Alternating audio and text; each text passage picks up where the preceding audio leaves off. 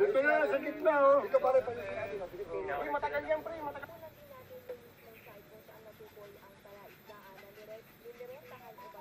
Para doon na itapon ang mga bangkay ng nawawalang sabongero. Doon sa mga oras na ito, ongoing na yung second batch ng pag-dive nitong CCTV. dapat may times ko pa eh. No? Yung tayo makita pero wala sa ating camera ay nandun dito na yung dalawang rubber boat. So sakay nga nitong rubber boat yung dalawang team ng technical divers ng Sa kabila, di yung kabila, naka-ready na rin yung ano. Yung kabila, di, naka-ready na rin yung ano. Tatalon. Tatalon pa na yung oxygen. Kapaliktad dyan, pataob. Ayun na, tatalon na, pataob. Nasa kabilang side.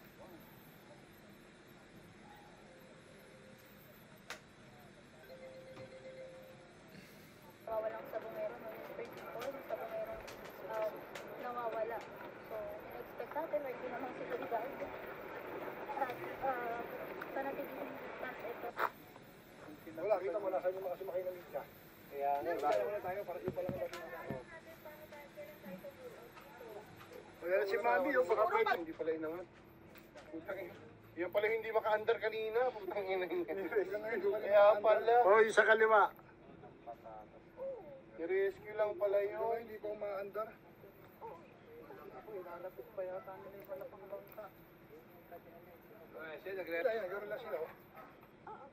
Ayun na, pinahinto na sila. Ayun na, may abot oh, may abot. Ayun, nabot yung kamay oh. O yun, nabot yung ano, GoPro.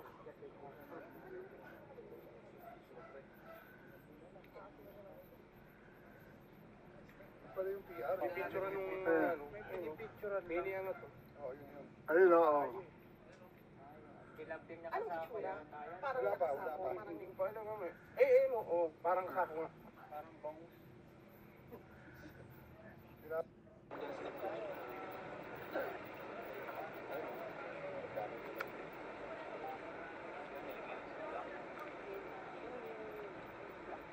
Ano dyan? Ayun. Ayun.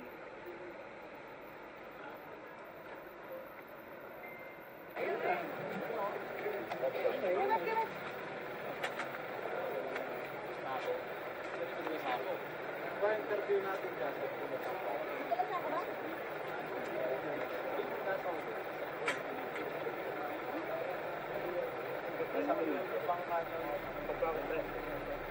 Isang kulay blue raw eh. Sabihin mo sa Soko, malis na Noel. Tabi! Thank you! Lahat kayo dyan, tabi! Alayo tayo ng marami. Ayaw tayong...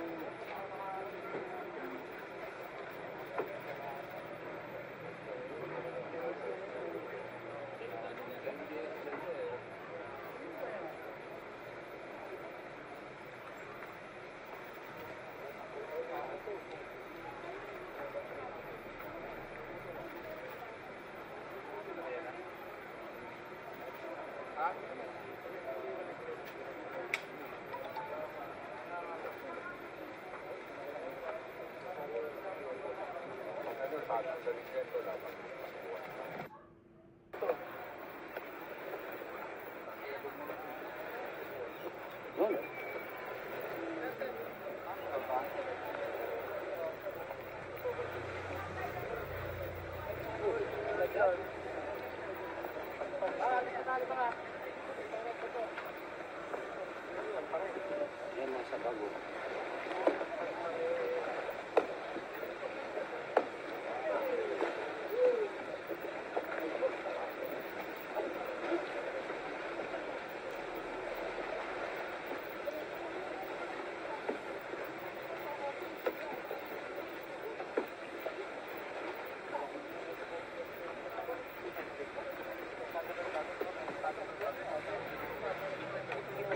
Ayun na, nasa bag na itim.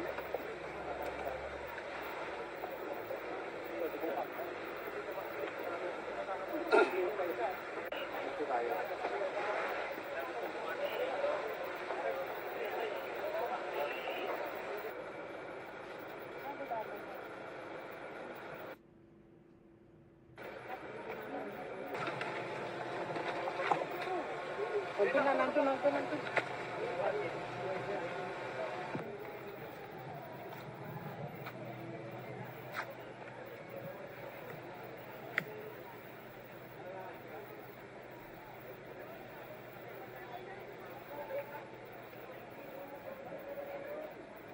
Sir, saan po na saan nakita yung mga sako po? Malapit ba dun sa napagkitaan din dun sa kahapon? Yung mga sites kasi, di ba, na-mention namin may search pattern. So may straight line tayo na search pattern, tag 100 meters yan. So yun yung binabaybay ng divers natin. Then naglalagay tayo ng flotation device. Pag nakita natin yung isang suspicious na object dun sa baba, so ganun yun, tinataging natin. Naglalagay tayo ng coordinates para pag dumating yung ibang ahensya ng gobyerno, pag in-extract natin, properly natin ma-document. Yung, yun nga, dalawa yung lugar. Yung initial, yung isa, yung first natin is nasa 70 feet approximately. Yung isa nasa 50 feet. Sir, may nakuha mo ako doon sa fish pond, yung isa sa mga suspect. Fish pond? Wala tayo dun sa fish pond. Sir, saan eksakto nakalagay yung mga object, yung mga suspicious na object na yun? Eksakto na pula o merong iba pang Yung sack kasi, tandaan natin malalim yan. Then, pag nagkakapakapala lang, yung video ng yung description ng ng divers natin sa bottom, halos 1 meter lang yung visibility. So, kapa-kapa. Pero pag nakita nila na yung nakabalot dun sa isang object ay maaaring mag-disintegrate dun sa or maggutay-gutay, binabalutan na natin yun together ng ng fine mesh net para kung mag-ascend na tayo, hindi siya magsabog-sabog, ganun yung ginagawa natin. We handle it very carefully. Confirm ko lang po ito yung pulang net. Yes, yun yung fine mesh net. Kumbaga secondary yon to preserve, whatever object we will find. Kasi nga, katulad nung kahapon, siyempre, merong mga sacks dyan. Kasi this is may mga fish pen, hindi natin alam kung yun ay debris coming from fish pen, So, merong matatagal na nagugutay-gutay na, meron ding mga buo pa. Then may laman yan. So, iniisa-isa yan. Then, yung soko, they will determine kung ano yan. They will handle it. Sir, buo ba yung plastic or yung sako? Buo ba siya? Doon sa depth ng 70 at yung 50 kanina, gutay-gutay na yung sack. So, sir, yung nakita namin na pula, hindi na yun yung pinaka-original Ay, hindi yan. Ano yan? Secondary. Transferred na No, it wasn't transferred. It is a protection. So, the sack, containing whatever it is na nandun, kinuberan lang natin siya ng net, if you could just imagine. Para, again, pag inakyat mo, hindi siya kakalat. Kasi tubig yan Pero yung itsura, sir, nung pinaka-raw, in its rawest form, nung nakita, gutay-gutay na, ano yung itsura? Yung cover niya, kapaka nga dun sa bottom So, fish parang siyang sack siya na, siyempre strands siya na hinabi mo. So, medyo gutay-gutay na siya. So, to keep it safe, pag inangat, iniibabawa natin siya ng fine mesh net para ma-preserve mo. Kasi kung iangat mo yan in a 70 feet na depth, paakyat, maaaring mawala na yan, Magsabog-sabog if you imagine what I'm trying to explain. Pero yung fact na nilagay sa kada baba, pero yung fact na nilagay po sa kada baba ito mga to, so posibleng dito? Not necessarily, but it is again to protect the integrity ng whatever object we will find there. Kasi siyempre matagal siyang nakababad, nakasok. For purposes of reporting, sir, anong tatawag namin dito? Suspicious objects that we found there sa na bottom na kung titignan mo, supposedly wala sa ganon na lugar. Sir, can you confirm po na 4 yung nakita na bag tapos 2 lang yung narito? Yung, kasi yung situation sa bottom, sa sobrang labo ng lugar, ng ilalim, yung nakikita ng divers, minsan dahil you're using their hands lang, at linalapit pa talaga nila yung kanilang sarili dun sa hindi mo siya actually mabibilang kagad unless otherwise maiahon mo na siya, maiangat mo na siya bahagya. So malalaman mo na iisa lang pala. Kasi kung you imagine na ang sako, no, nakababad ng matagal, lumulubog, may mga parts dyan na natatabunan ng lupa or ng burak. The others are makikita mong naka-appear na lumalabas. So pag in-account mo siya, akala mo minsan dalawa. But pag tinotally in-extract mo na from its yung pagkakabaon niya, no, kasi may burak nga, iisa lang pala. So, dadali nitong mga nakuha na object? It's we turned it over sa Soko na kita nyo naman kanina siguro yun. And then what's next, sir? Tutuloy araw-arawin na ba itong paghahanap? Yes. As long as weather is permitting, our guys won't stop. No? We will try to do the best that we could para nabanggit na nga namin maibisan yung agam-agam ng mga pamilya at ng publiko. Pipilitin ng inyong Philippine Coast Guard through the effort ng Department of Justice sa amin and trust, no, yung trust ng lead agency. Now, we will do everything we could para ma-check natin yung bottom for whatever we could get. Sir, clarify ko lang. So, yung bagong sako kahapon doon sa unang na-recover na sako, protection lang din? That is not a news. Yung puti na nakita doon, siyempre yung sako na pinaglalabanan nung unang nakita, punong-puno na siya ng lumot. So, then burned the objects pa yun sa loob. So, in order for the investigating team to appreciate, makita yung laman, ipinatong siya sa mas malinis na sack na nandun din sa area. Kasi hindi mo siya mapipicturan, marirecord, yun ang purpose nun. Sir, mensahe lang dun sa mga may agam-agam na baka daw kasi pinlanta lang ito dahil ngayong itsura. Ngayon, you already explained, but just the assurance to the public na yung may agam-agam man baka nga yung well, ano yan nitong, may peculiarity itong operation na to. Unang-una, hindi naman to simpleng kung ano lang krimen. Ang hinahanap natin, it entails DNA, kaya nga nandyan yung Soko, yung forensic.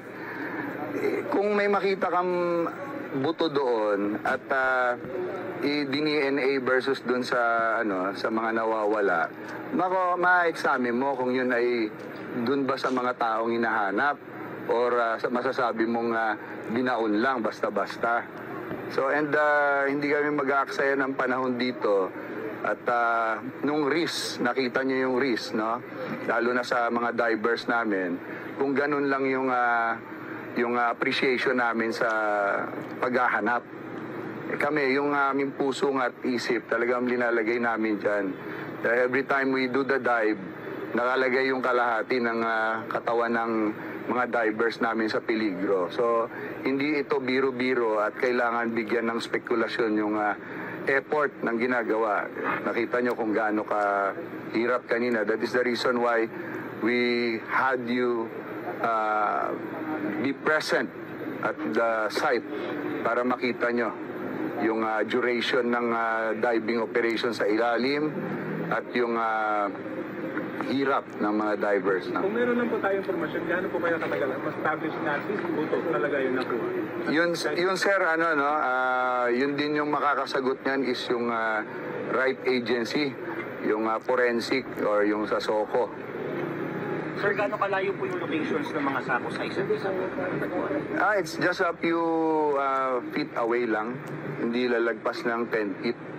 Yung distansya on the bottom pero yung depth, ganun yun, 70, then the other one is 50 feet. Sir, since suspicious objects pa lang ang mga ito, posible din talaga na hindi buto or na hindi human remains yung dapat nakakapangat yung mga tayo? It depends sa sa validation ng ng Soko for that. Sir, di mo nakita yung laman mo? Hindi na siya i-open. Mula nung nilagay sa palagay. Yung sir, ma'am, yung sinecure na siya ng Soko. Opo. Sir, can we verify? Yung kanina, 4 po yung nakita na sako, pero 2 lang, sir, talaga yung meron. As I have explained, sir, sa bottom, yung mga sako, minsan naanuhan siya ng siltation ng bottom. So, sabi ko nga sa inyo, you imagine a sack na sa baba, pag yung kalahati, through time, nalalagyan ng buhangin or ng other characteristic ng lupa doon sa ilalim, makikita mo na parang ay kalahati o yung bahagyang likod niya lang yung nakikita. Ganun yun. So unless otherwise inangat mo na, doon mo siya malalaman na isang buo pala. Pero dalawa lang talaga yung nakita. Yes sir, yes sir. For this day, that's the only objects that we have recovered. Naghahalin-hinan sila sir, no? Kasi this will be a sustained operation, hindi biro-biro, kaya may pahinga,